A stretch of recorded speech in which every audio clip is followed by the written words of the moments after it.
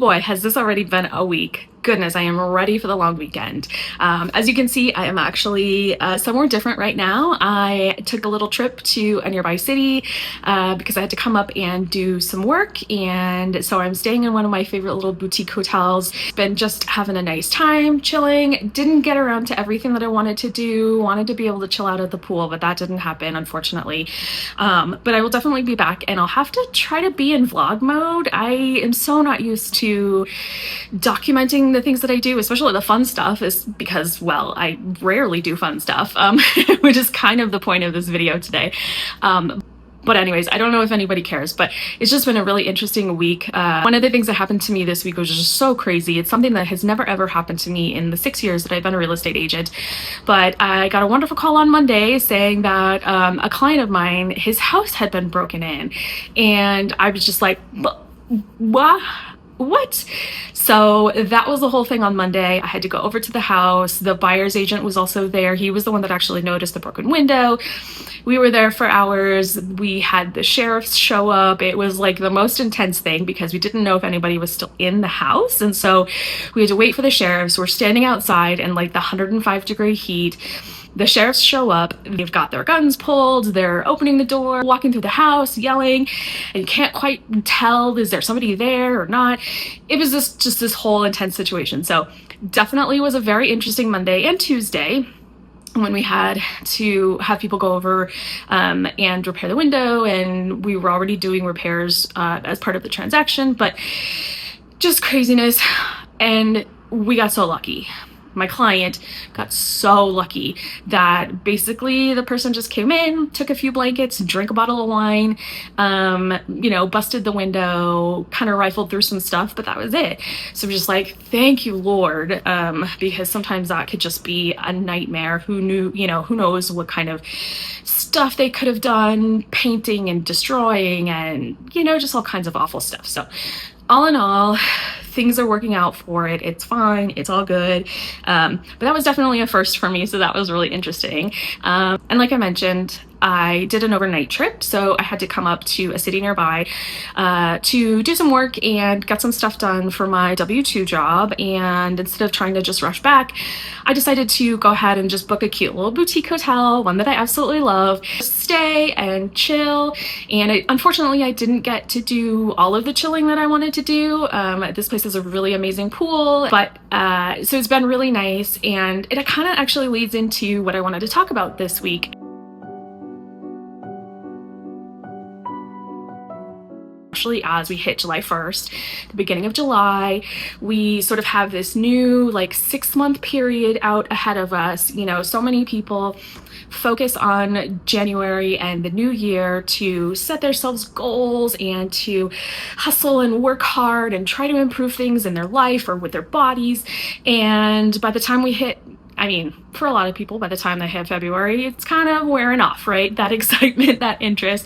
And so a lot of people, what they're doing right now is, it's July 1st, we have the second half of the year, and let's lock in. Ugh.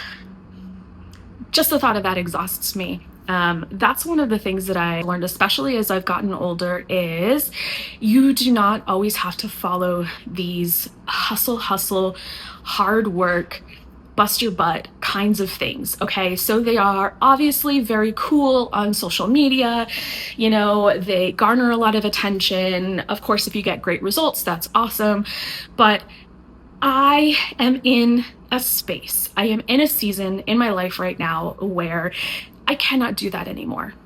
I've done that before. I've done the project 180, the project 50, the 75 hard, the 75 soft, the 90 days to a new you, the 60 days to the best body you've ever had. So many things.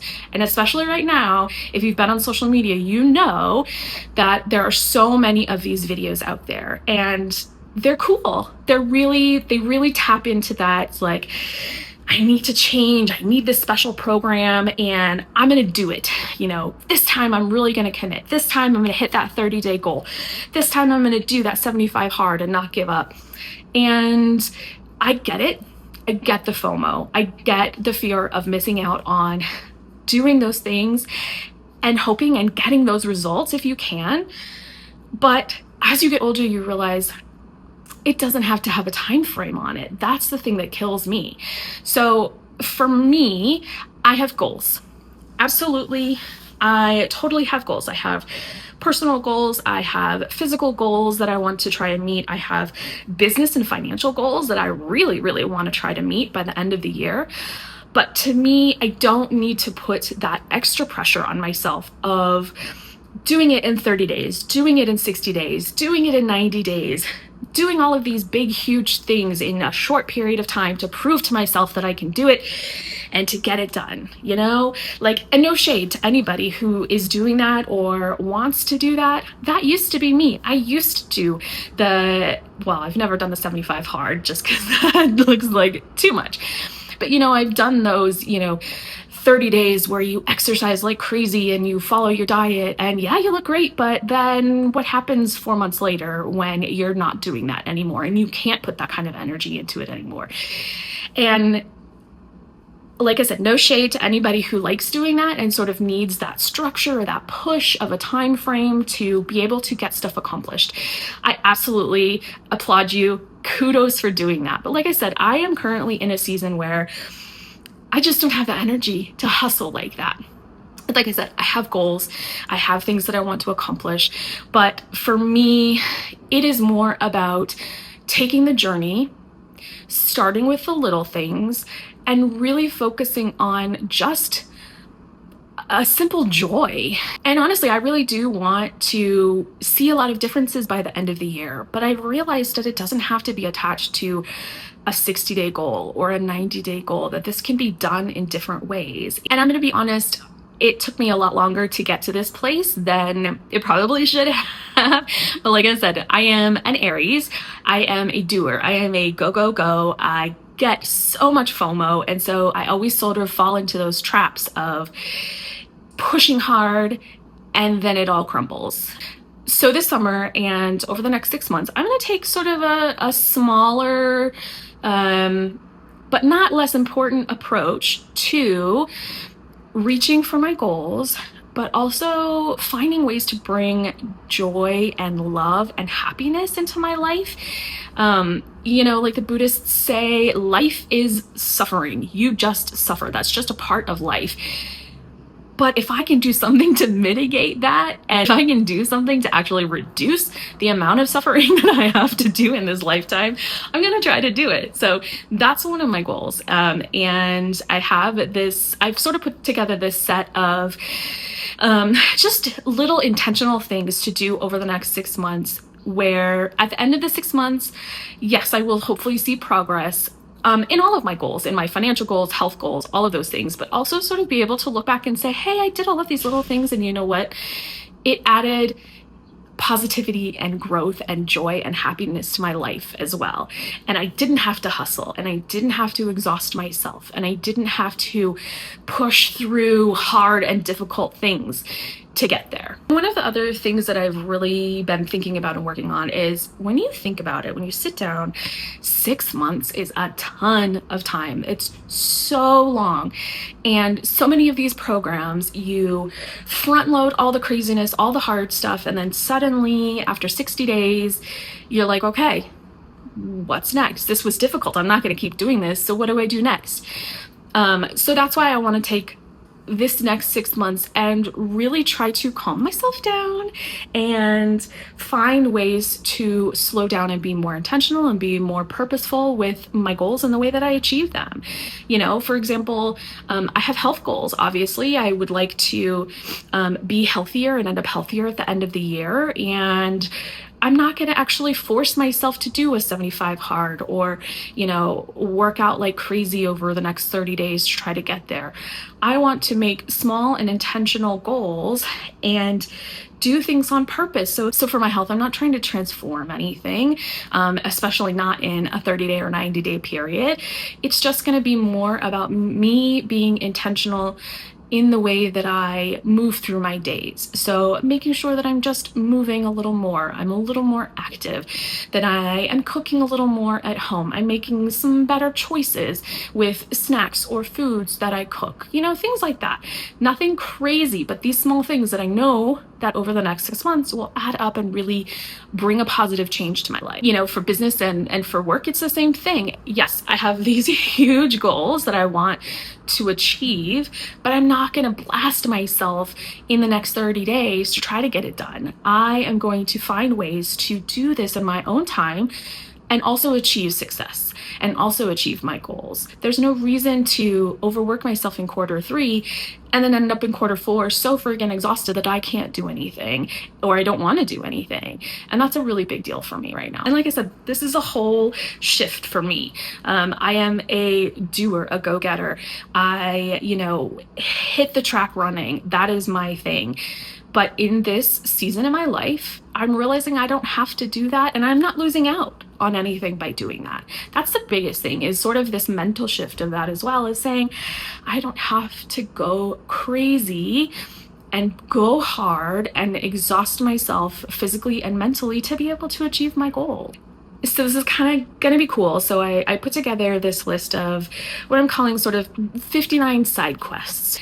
And it's not about trying to do all of them in 30 days or all of them in 60 days. The goal is to basically take these pieces, these side quests, and choose one when it feels right, when I want to sit down and journal about that specific thing, or I want to go out and do that specific thing. So for example, one of the things that I've started is this focusing on things that I'm unlearning in my 40s. And one thing that I really, really keep coming back to is letting go of the idea that I am not worthy of success or fulfillment unless I am sprinting towards my goal. I am unlearning this version of myself that feels legitimate only if I'm in a sprint to my goals.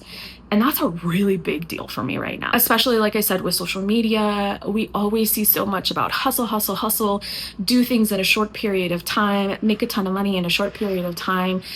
And that is a pressure that I don't need to put on myself. I'm trying to quietly let that go. And that in and of itself is really a big piece of work that I want to do over this next 6 months. There's also another category called notice, where basically you just pick something to notice every day. So notice times in the day when you don't feel like yourself, or when you sort of hit that wall of exhaustion, or just noticing small things in the house of like, what does this look like, in the midday sun? And there's a lot of other categories that are in there. And honestly, if you're interested, I can definitely post the link below. You don't have to give me your email. It's free. I'm not charging anything for it. I just think it's a really cool list to start focusing on in these small ways that don't have to be quick. They don't have to involve hustle, and they can really be an integral part of slower living and living with more intention. Now, obviously, none of this is going to be fast. This sucks in this sort of social media world where everything is quick, crazy transformation. That's not what this is going to be. It's not going to be great to document. I definitely understand that. But I'm still going to do it. I'm still going to be sharing, these experiences that I'm going through with these different little side quests that I want to try to achieve over the next 6 months or so. And honestly, that's kind of the point, is to slow down, to not be in such a rush through life and miss so many things because you're so focused on one small aspect. And that's really the big thing for me. So again, this kind of goes back to the whole quiet rebuild of the millennial rebuild. It's like, it doesn't have to be a highlight reel. It doesn't have to be this great 60-day transition that you see. It's about all of these small little things that you do in your life, and over time that improve the way that you feel, your health, your well-being, your mental well-being. It's about just this quiet changes, these quiet acknowledgements behind all the craziness, behind, the beautiful highlight reel on Instagram, and really getting down to focusing on you. And I'm excited, to look back in December and see where I actually showed up for myself and, accomplished all of these little things, and did it in a way that didn't break me, and that I didn't have to hustle for. So that's what I'm going to be doing this next 6 months. And I think it would be really cool if you wanted to follow me and sort of be a part of these small little quests that I'm going to be doing. Like I said, I'm going to link it down below. You don't need to give me your email. It's free. I'm not charging for anything. Just some ideas to really start incorporating in your life and see if they help you make some more positive changes. And if all of this sounds cool, if it sounds like something you want to do or that you're interested in, definitely let me know. I would love to hear your take on sort of how to focus on these next 6 months and what you're planning on doing.